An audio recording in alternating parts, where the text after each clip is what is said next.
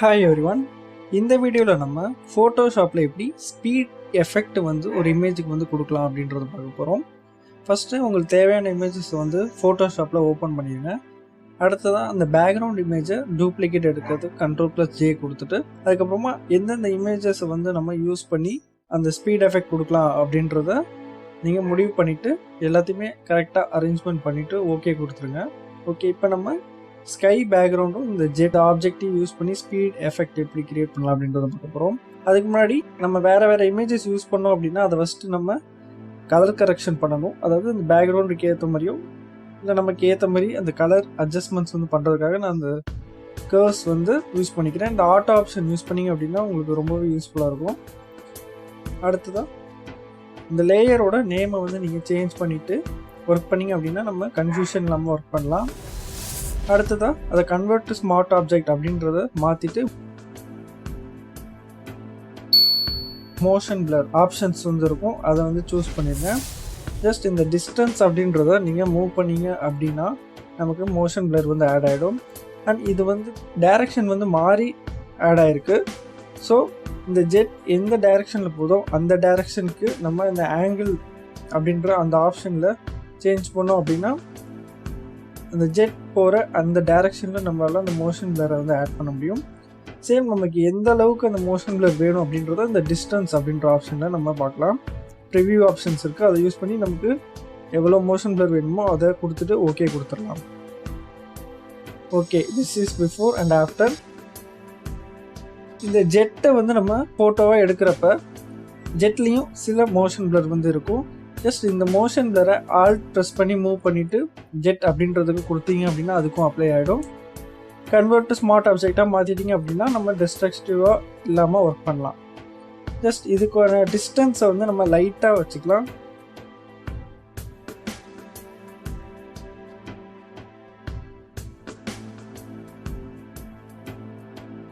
Okay, this is before and after. Just நம்ம இப்போ zoom பண்ணி பார்த்தோம் அப்படின்னா இந்த ஜெட்டில் உள்ள அந்த மோஷன் பிளரையும் நம்மளால் பார்க்க முடியும் பிஃபோர் அண்ட் ஆஃப்டர். ஜஸ்ட் இந்த பேக்ரவுண்டுக்கு ஏற்ற மாதிரி நம்ம மேட்ச் பண்ணுறதுக்காக இது வந்து நம்ம பண்ணுறோம். அடுத்ததான் நம்ம இந்த இமேஜஸில் அந்த ஸ்பீட் எஃபெக்ட் வந்து கொடுக்க போகிறோம். முன்னாடி நம்ம யூஸ் பண்ண அந்த ஸ்கை இமேஜும் இந்த இமேஜும் ஆங்கிள் வந்து டிஃப்ரெண்ட்டாக இருக்குது. அதாவது இந்த இமேஜை நீங்கள் ஸ்ட்ரைட்டாக இருக்கிற மாதிரி நமக்கு இந்த ஃபோட்டோ வந்து எடுத்துருக்கனால இதில் வந்து நம்ம டிஃப்ரெண்ட்டான ஒரு பிளர் வந்து ஆட் பண்ண போகிறோம். ஜஸ்ட் ஃபஸ்ட்டு ஒரு Ctrl+J கொடுத்து டூப்ளிகேட் எடுத்துகிட்டு அதை வந்து கன்வெர்ட் டு ஸ்மார்ட் ஆப்ஜெக்ட் அப்படின்னு நம்ம மாற்றிடலாம். மாற்றினதுக்கப்புறமா இந்த இமேஜுக்கு உள்ள ஆங்கிளுக்கு எப்படி நம்ம ஸ்பீட் எஃபெக்ட் வந்து கொடுக்கலாம் அப்படின்னா ரேடியல் பிளர் அப்படின்ற இன்னொரு பிளர் ஆப்ஷன் இருக்குது. இதில் ஜூம் அப்படின்றத நீங்கள் செலக்ட் பண்ணிவிட்டு எவ்வளோ அமௌண்ட் அந்த பிளர் வந்து வேணுமோ அதை நம்ம ஃபிக்ஸ் பண்ணிடலாம்.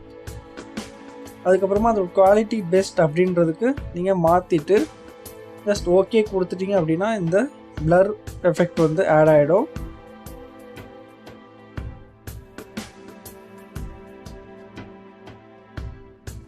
ஓகே, இப்போ நமக்கு பிளர் எஃபெக்ட் வந்து ஆட் ஆகிடுச்சு.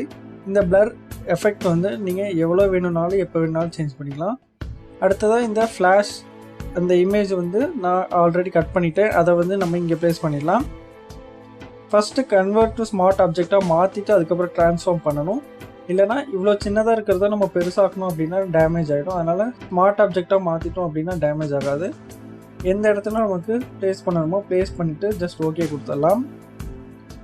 நம்ம பின்னாடி ஆட் பண்ணியிருக்கிற அந்த பிளர் அமௌண்ட்டை வந்து நம்ம எப்போ வேணுனாலும் சேஞ்ச் பண்ணிக்கலாம். ஸோ கரெக்டாக ப்ளேஸ் பண்ணிவிட்டு நம்ம இப்போ ஸ்பீட் எஃபெக்ட் வந்து க்ரியேட் பண்ணிட்டோம். ஜஸ்ட் இந்த பேக்ரவுண்டோட கலரை வந்து நம்ம இந்த சப்ஜெக்ட்டுக்கு ஏற்ற மாதிரி மாற்றுறதுக்காக ஹியூ சேச்சுரேஷன் யூஸ் பண்ணி நம்ம மாற்றுறோம். ஜஸ்ட் எந்த கலர் நமக்கு வேணுமோ அதை வந்து சூஸ் பண்ணிவிட்டு ஹியூ சேச்சுரேஷன் லைட்னஸ் இது வேணுனாலும் நீங்கள் சூஸ் பண்ணிவிட்டு ஜஸ்ட் ஓகே கொடுத்துட்டீங்க அப்படின்னா நமக்கு பேக்ரவுண்டில் கலர் வந்து சேஞ்ச் ஆகிடும். இப்போ சப்ஜெக்ட் அண்ட் பேக்ரவுண்ட் ரெண்டுமே வந்து ஒரே மாதிரியான கலர்ஸ் வந்து எக்ஸ்போஸ் பண்ணுற மாதிரி நம்ம செட் பண்ணிட்டோம். ஓகே, இப்போ வந்து நம்ம ஸ்பீட் எஃபெக்ட் வந்து ஈஸியாக ஒரே ஒரு ஆப்ஷன் யூஸ் பண்ணி பண்ணிட்டோம். கண்டிப்பாக இந்த வீடியோ உங்களுக்கு பிடிச்சிருக்கும் நம்புகிறேன். பிடிச்சிருந்தால் லைக் பண்ணுங்கள், ஷேர் பண்ணுங்கள், கமெண்ட் பண்ணுங்கள். மறக்காமல் பாசிபிள் ப்ரோ சேனலுக்கு சப்ஸ்கிரைப் பண்ணிவிட்டு இந்த பெல் ஐக்கானை ப்ரெஸ் பண்ணியிருக்கேன். இனி வரக்கூடிய இந்த வீடியோ மிஸ் பண்ணாமல் இருக்க. கடைசியாக நன்றி.